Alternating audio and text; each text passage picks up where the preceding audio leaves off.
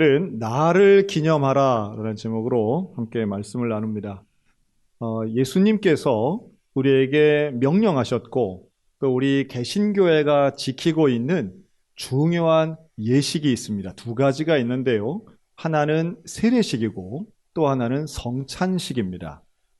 이 세례식과 성찬식은 주의 몸된 교회에서 반드시 해야 하고 또 사실은 이 예식을 통해서 우리는 훨씬 풍성한 은혜를 누릴 수 있습니다. 그런데 안타깝게도 지난 최근 2년간 우리 교회들은 이 성찬의 예식을 제대로 진행하지 못했습니다. 마스크를 써야만 했고 또 취식 금지가 우리의 일상이었기 때문에 실내에서 함께 성찬조차도 음식을 나눠 먹는 일로 분류되어서 우리가 성찬을 마음껏 할 수 없었습니다. 사실은 교회 식당에서 밥을 해서 먹는 것 참 중요한 일입니다. 그런데 왜 교회에서는 함께 밥을 먹고 함께 교제를 하는가? 그 근본적 의도가 사실은 이 성찬 안에 담겨져 있습니다. 그러니까 성찬엔 참여하지 않고 밥상만 같이 나누는 거는 본질은 빠지고 부차적인 형식만 남아있다 이렇게 볼 수도 있는데요. 그런 면에서 오늘 저는 이 성찬에 대해 함께 그 의미와 역사적인 배경을 말씀드리면서 우리가 하나님이 주신 예수님이 우리에게 명령하신 이 귀중한 예식을 함께 드리고자 합니다. 먼저 이 성만찬의 기원을 우리는 구약에서도 찾을 수 있는데요. 구약에 보면 출애굽을 하던 이스라엘 백성들이 유월절 전날 저녁에 함께 모여서 가족들이 식사하지요. 이것은 해방을 앞둔 구원의 밤을 앞둔 성도들이 함께 모여서 식사를 한 원형으로 봅니다. 그래서 이 유월절 전통이 사실은 우리 성만찬의 구약의 표식이라고도 보는 거죠. 그러나 우리가 일반적으로 보는 건 예수님이 십자가에 달리시기 전날 밤, 소위 말하는 성목요일 저녁에 제자들과 함께한 마지막 만찬. 근데 여기에서 예수님이 떡을 나누시고 포도주를 주시면서 떡은 빵은 이게 나의 살이야. 포도주는 이건 나의 피야. 너희가 이걸 기억하고 기념했으면 좋겠어. 하고 명령하시면서 함께 나눈 그 식탁을 우리는 성찬의 기원이라고 봅니다. 초대교회 성도들은 이 기원을 그대로 받아서 전통화합니다. 초대교회 성도들은 함께 모여서 밥을 먹고요. 그 빵을 나누는 그 시간 동안에 예수님에 대한 이야기를 합니다. 그래서 실제로는 식탁 교제와 예배가 함께 있었던 거예요. 그리고 사람들이 많아지고 이 식탁 교제를 통해서 예수님에 대한 말씀을 가르침받고 선포하는 것이 점점 형식화되고 예식화되어서 오늘날의 예배가 됩니다. 이 과정이 이제 수천 년을 지내온 건데요. 그러면서 많은 사람들이 토론을 하죠. 성찬에 대한 논의를 합니다. 이 과정에서 이제 많은 차이점들이 나오는데요. 뭐냐 하면 예수님이 뭐라고 말씀하셨는가 하면 이 떡은 내 살이야. 그럼 이 말을 그냥 문자적으로 받아들인 소위 말해 화채론자들이 있습니다. 하나님 성찬을 시작하는 순간 이건 빵이 아니고 진짜 예수님의 살로 변화된다. 이제 이런 신학적인 생각이에요. 지금도 가톨릭은 이런 신학을 믿기 때문에 이 빵을 그냥 빵으로 보지 않습니다. 그러나 여기에 대해 루터 같은 사람은 이제 소위 말해 공제설이라는 건데요. 이건 빵이기도 하지만 또 예수님의 살이기도 하다. 이렇게 봅니다. 그러나 우리 같은 현재 대부분의 개신교인들은 빵은 빵일 뿐이고 우리는 여기에 가장 중요한 의미, 즉 예수님의 몸이라고 하는 상징을 가지고 있어. 이렇게 기념설이라고 하는데 이런 신학을 우리는 가지고 있습니다.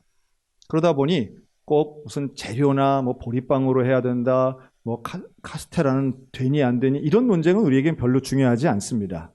빵의 재질이나 포도 주스나 포도주나 이런 게 중요한 게 아닌 이게 상징하고 있는 의미가 중요하다는 거예요. 여러분, 의미가 얼마나 중요한지 몰라요. 의미를 부여할 때 사람들은 대하는 태도가 달라지고 그 의미를 깨달으면 많은 걸 투자합니다. 제가 지난 주간에 홍천에 있는 한 고등학교에 초청을 받아서 그 전교생 특강을 좀 다녀왔습니다. 좀 오랜만에 불신자 청소년들 앞에서 이제 특강을 했는데요. 사실은 쉽지 않죠. 우리 교회 아이들이나 교회를 열심히 잘 다니는 아이들 앞에서 목사가 하는 설교는 그래도 좀 할만한데 그것도 세대가 다르기 때문에 참 어렵습니다. 그래서 사실은 졸지 않고 아이들의 관심을 스마트폰이 아닌 강의를 하려면 제일 어려운 몇 가지가 있죠. 예. 그래서 군인하고 청소년, 이게 되게 어렵습니다. 주의를 집중하는 건 걸그룹이 아니면 어렵죠. 그런데 그래서 제가 이제 강의 청탁을 받고 이제 준비를 하면서 이 아이들에게 어떻게 하면 이렇게 관심을 집중받을 수 있을까? 처음 도입이 참 중요하지 않습니까? 그래서 제가 이제 그 교목 선생님, 교목 목사님이랑 학교 선생님에게 그걸 물어봤어요. 혹시 제가 아이들에게 처음 시작할 때 이렇게 선물을 주고 시작해도 되느냐 했더니 선물은 가능한데 비싸면 안 된다는 거예요. 그래서 5천 원 넘으면 안 된다는 겁니다. 그럴 수 있겠다. 그런데 실제적으로 그 돈을 주면 안 되는 거예요, 또. 그러니까 여러분 우리나라의 청소년들이 고등학생들이 5천 원 미만의 물건 중에 뭘 주면 막 애들이 좋아하고 환호할까요? 그런 게 있을까요? 하나님 앞에 기도했습니다. 하나님 지혜를 주세요. 강의 내용도 중요하지만 아이들이 집중할 수 있도록 하는 게 참 필요하겠습니다. 나는 지혜를 주셨어요. 그래서 제가 1180원짜리 선물을 사들고 갔습니다. 1180원. 그리고 그것을 그 고등학생들 앞에서 보이는 순간 애들이 와 했어요. 1180원. 그게 뭘까요? 포켓몬 빵이었습니다. 포켓몬 빵. 아는 사람, 그게 뭐야? 라고 하시는 분은 둘 중에 하나예요. 어린 초등학생, 중학생 자녀나 손자, 손녀가 가까이 없거나 뉴스를 잘 안 보시는 거죠. 말 그대로 이 애니메이션 캐릭터인 포켓몬이 그려져 있는 그리고 그 빵입니다. 이게 20년 전에 나왔던 건데요. 이게 작년부터 아주 대유행입니다. 어느 정도로 대유행인가 하면 우리 춘천에서 큰 대형마트에 가면 지금 편의점에서는 하루에 한 개씩밖에 거의 못 파는데요. 그 큰 대형마트에서 특정 마트 얘기하기는 좀 그렇고 거기는 제일 많이 파는 데가 하루에 한 80개 정도를 많이 팔면 하는 데가 있습니다. 바로 뉴스에서 본 거예요. 딴 게 아니고. 그런데 그 마트가 문을 여는 시간이 8시에서 9시 사이에 문을 여는데요. 평일이면 7시부터 주말이면 오전 6시부터 초등학생들이 줄을 서 있어요. 여러분 자녀를 키우면서 그래 보신 적이 있나요? 아이들이 학교 가는 시간에 2시간 전 혹은 3시간 전에 일어나서 자기가 혼자 씻고 옷을 챙겨 입고 뭔가 목표를 향해서 나아가는 초등학생을 여러분 보신 적이 있습니까?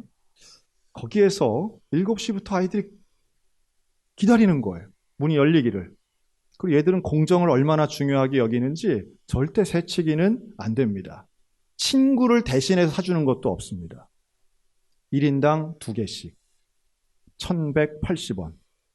그 2개를 사는데 고를 수는 있더라고요. 꼬부기를 고를 것인가, 화이리를 고를 것인가. 그 2개를 사가지고는 아이들이 얼마나 기뻐하는지 그 맨 앞에 섰던 아이는 초등학교 4학년인데 인터뷰하는데 눈에 눈물이 다 맺혀 있더라고요. 왜 그렇게 그걸 살려고 해요? 지금 그 유행 가운데 아이들은 의미를 부여하는 겁니다. 그리고 그 빵 안에는 띠부띠부 실이 있습니다. 제가 한번 말씀드렸죠. 참 설교 때 적합한 단어가 아닐 것 같긴 한데요. 띄었다 붙였다 띄었다 붙였다 해서 띠부띠부 실입니다. 여러분 제가 할머니 할아버지들에게 팁을 드리는 거예요. 손주들하고 말할 때 아는 척 해야 될 거 아니에요. 그런데 그 안에 스티커가 1장 혹은 2장이 들어있는데요. 그 스티커 종류가 총 159가지예요. 그러니 그거 다 모아야 되는 거예요. 뭐가 나올 줄은 몰라요. 지금 벌써 우리나라에서만 그 띠부띠부 실이 8천만 장이 팔렸습니다. 아이들이 얼마나 많이 가지고 그걸 하는지 몰라요? 중고거래 당근마켓 이런 데서는 그게 빵은 1200원인데 스티커는 1000원에서부터 5만원, 6만원까지 팔립니다. 그 한 장이. 아이들이 그만큼 그 시장을 만든 거죠. 제가 고등학생들 앞에서 그걸 꺼냈어요. 그래서 포켓몬 빵이라고 했더니 애들이 환호를 합니다. 제가 그랬습니다. 오늘 목사님이 강의를 하는데 아멘 제일 크게 하는 사람한테 줄 거라고. 그때부터 아이들이 아멘! 아멘! 하는데요. 제가 부흥회 온 줄 알았어요. 우리 교회에서도 이만큼 아멘을 크게 안 하는데 내가 여기 와서 불신자 청소년에게 내가 아멘을 이렇게 듣는구나. 감사하다 그랬어요.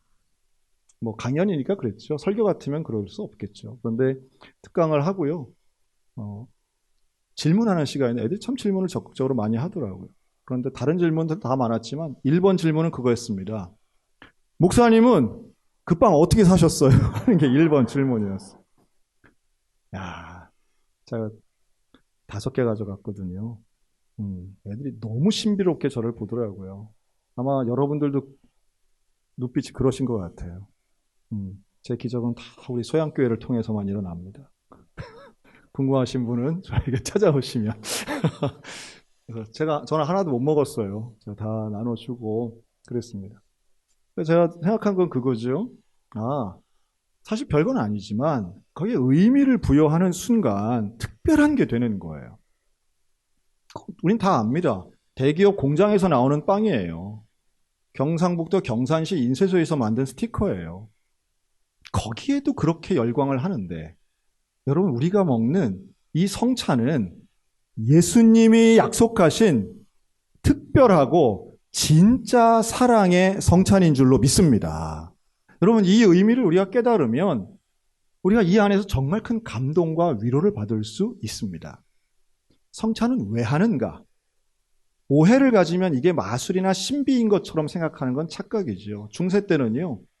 14세기에 페스트가 한번 창궐을 하고 중세의 사제들이 너무 많이 죽어서 신학교육을 제대로 받지 못한 사제들이 엉뚱한 소리들 많이 했습니다. 이거 성찬 먹으면 병에 안 걸려. 성찬 먹으면 우리 오늘은 사고를 안 당해. 뭐 이런 식의 마술 섞인 말들을 신비주의처럼 얘기를 했어요. 그랬더니 그걸 또 훔쳐가는 사람들이 생기고요. 사람들이 성찬에 대한 이해를 제대로 하지 않으면 오해가 생기고 아니면 무관심이 생깁니다. 오늘 우리는 이 성찬이 얼마나 중요한 예식이고 나에게 어떤 의미가 있는가를 좀 깨달으셨으면 좋겠습니다. 저는 이 3가지 단어와 2가지 키워드를 가지고 설명할 텐데요. 일단 믿음, 소망, 사랑 우리에게 익숙하죠. 그리고 하나님이 명령하신 키워드 이것은 기억과 경험입니다. 예수님이 말씀하셨어요. 이걸 기념하라 라고 했는데 그 기념이라고 하는 건 기억하라는 거예요.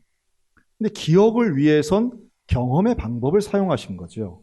즉 우리가 이 빵과 포도주를 먹는다 그러니까 되게 좀 신선하고 새로운 것 같지만 당시의 사람들에게는 그냥 이거 밥 먹는 거예요. 밥을 먹는 거죠. 먹는 행위는 인간이 존재하는 한 항상 있습니다. 다양한 음식을 먹기에 이스라엘 그 유대인들이 먹었던 빵과 포도주가 대표성이 된 것뿐이지 오늘 우리들에게는 밥을 먹는 것과 똑같은 거예요.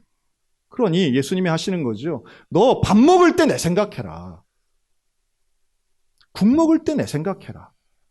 그 얘기예요. 성찬이 우리에게 주시는 왜 예수님 먹는 거 가지고 이렇게 연결해서 하셨을까라고 하면 안 먹는 사람은 없으니까. 그런데 그 먹는 행위가 매일마다 반복되는데 그 반복되는 순간에 다른 사람과 함께 먹을 때 너 내 생각했으면 좋겠어. 너 나와도 밥 먹었잖아. 나와도 빵 먹었잖아. 나와도 포도주 나눠 마셨잖아. 그렇다면 내가 죽은 이후에 십자가 이후에 다시는 너와 함께하지 못할 때에도 너는 빵과 포도주를 먹을 때 나를 기억했으면 좋겠어. 이 기억, 경험을 통한 기억이라고 하는 건 결국 세대를 통해서 전수됩니다. 그게 예식이에요. 그래서 모든 명절은 먹는 것과 다 연결되어 있습니다. 왜냐하면 인간이 가르치고 전수해야 될 그러한 좋은 교훈들이 결국은 습관을 통해 생활을 통해서 전수되기 때문이죠. 다만 성찬은 예배의 형식 안에 또 다른 신학적인 의미를 분명히 가지고 있어요. 그래서 예수님이 기념하고 기억하라고 하는 건 예수님 자체를 기억하는 겁니다. 근데 예수님의 뭘 기억해요? 십자가를 지신 그 예수 그리스도. 십자가 지신 예수님을 기억하니 우리는 예수의 죽음, 예수의 부활, 예수의 승천을 기억하는 겁니다. 그러니 그 예수님의 죽음과 십자가를 믿어야만 기억해야 될 거 아니에요. 믿어야 떠올릴 수 있을 거 아니에요. 믿음에 대한 이야기예요. 예수를 믿고 예수의 십자가 구원을 믿는 사람이 그래서 이 성찬에 참여할 수 있습니다. 우리가 살이라고 말씀하신 그 떡 한 조각을 입에 넣으면서 우리는 예수님의 죽음을 떠올려야 됩니다. 포도주를 받으면서 예수님의 피를 떠올려야 됩니다. 그리고 그것은 우리의 회개와 연결되는 거죠. 왜냐하면 예수님이 죽으신 이유는 나의 죄 때문이니까. 그래서 성찬을 받을 때 우리는 감격합니다. 예수님이 나의 죄를 용서해 주셨구나. 예수님이 나를 위해 죽으셨구나. 예수님이 나를 위해 고난 당하셨구나. 그러나 여기서 끝나는 게 아니에요. 성찬은 예수님의 몸을 우리 안으로 모시는 거죠. 그 떡을 먹음으로, 그 피를 마심으로 우리 속에 예수 그리스도가 들어오는 겁니다. 요한복음 6장에 분명히 말씀하세요. 내 살을 먹고 내 피를 마시는 자는 내 안에 거하고 나도 그 안에 거하나니. 즉 성찬을 먹는 행위는 내 안에 예수님을 모시는 행위예요. 그것을 실제 행동을 통해서 영적인 경험을 하는 겁니다. 오늘 이 성찬 예식을 통해 나와 예수님이 만나고 하나 되는 영적인 은혜가 임하시기를 주의 이름으로 축원합니다. 그러니 성찬은 기쁨의 잔치입니다. 성찬을 받을 때는 그 예수님의 고난이 떠올라서 회개의 눈물이 나지만, 그러나 성찬을 통하여 예수님과 내가 하나가 되면 그 놀라운 영적 교제의 풍성함으로 우리는 기쁨을 가질 수 있습니다. 세상이 줄 수 없는 것이죠.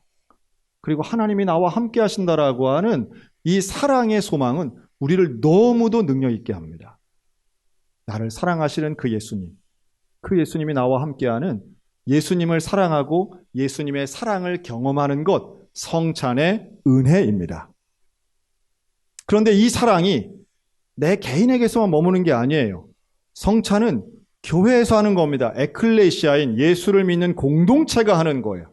혼밥이 아니에요. 함께 먹는 것이죠. 공동체적인 식탁 교제를 통해서 초대교인들이 성찬을 했던 것처럼 우리는 함께 이 시간 떡을 나눌 것입니다. 다만 편의를 위해서 떡을 한 입에 넣기 좋은 크기로 만든 것뿐이죠. 원래 그 떡은 이렇게 하나의 모양이에요. 저희는 매년 성찬식 할 때마다 이 빵을 주문해서 만듭니다. 그래서 큰 걸 만들어가지고 이걸 다 조각조각 낸 것뿐이에요. 그 의미가 있죠. 원래는 한 몸인데 하나의 떡을 가지고 우리가 나눠 먹는 겁니다. 각자 사 먹는 게 아니에요. 다시 말해 성찬은 우리를 진정한 교제의 장소로 인도하는 예식입니다. 우리가 한 몸 되는 공동체라고 이야기할 수 있는 것은 그 근거가 바로 예수 그리스도예요. 여러분, 우리 교회는요, 동호회가 아닙니다. 취미 같은 사람, 성향 같은 사람 모여 있는 게 아니에요. 나하고 잘 맞는 사람끼리끼리 모여서 교제하는 곳이 아니라 오직 하나, 예수 그리스도 때문에 모였고 예수 그리스도 때문에 사랑하고 예수 그리스도 때문에 봉사하는 공동체. 우리는 예수 공동체인 줄로 믿습니다. 이 아름다운 교제를 우리가 팬데믹 상황에서 멈췄던 거죠. 그러나 이제 다시 시작합니다. 교회 식당 운영의 문제가 아닌 우리가 먹는 것, 바로 이 성찬을 먼저 해야 할 이유가 여기에 있는 거예요. 성찬을 나누는 사람은 온전한 하나가 됩니다. 어떤 차별이나 혐오도 없습니다. 구별도 없습니다. 고린도전서 12장, 우리가 유대인이나 헬라인이나 종이나 자유인이나 다 한 성령으로 세례를 받아 한 몸이 되었고 다 한 성령을 마시게 하셨느니라. 그러니까 이 성찬에 마시는 포도주는 그냥 술이 아니고 성령을 마시는 일과 같다는 거죠. 이 시간 성찬의 은혜가 우리 가운데 임하여 사랑의 역사가 우리를 한 성령으로 만들어 주실 줄로 믿습니다. 진정한 공동체는 다른 무슨 운동이나 캠페인으로 되는 게 아닌 성령의 역사로 되는데 그 성령의 역사가 일어나는 예식이 성찬 예식이라는 거예요.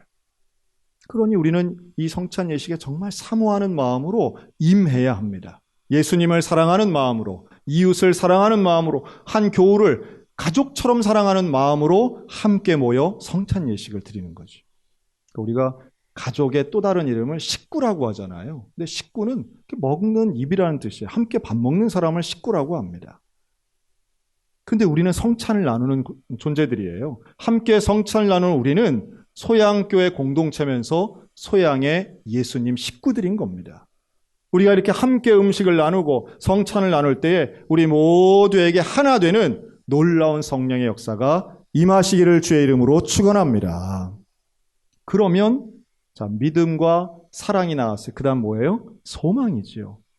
우리가 성찬을 나눈 사람들은 이 은혜를 가지고 어떻게 살 것인가, 이 믿음과 사랑을 가지고 어떻게 나아갈 것인가, 명확하게 오늘 본문 말씀합니다. 너희가 이 떡을 먹으며 이 잔을 마실 때마다 주의 죽으심을 오실 때까지 전하는 이것이니라. 그러니까 성찬 예식에 참여하면 믿음으로 예수 그리스도를 기억하고 사랑으로 이웃과 하나 되며 이제는 사명으로 복음을 전하게 되는 거예요.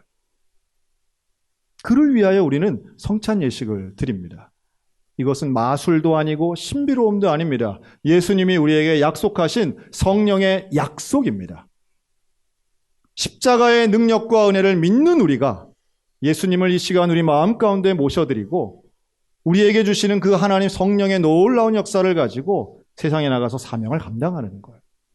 오늘 이 성찬 예식을 통해 우리가 다시 한번 회복되시기를 주의 이름으로 축원합니다. 우리 공동체가 다시 한번 하나 되기를 주의 이름으로 축원합니다. 그리고 이 사명을 가지고 세상에 나아가 예수의 복음을 증거하는 저 여러분들 다 되시기를 주님의 이름으로 축복합니다.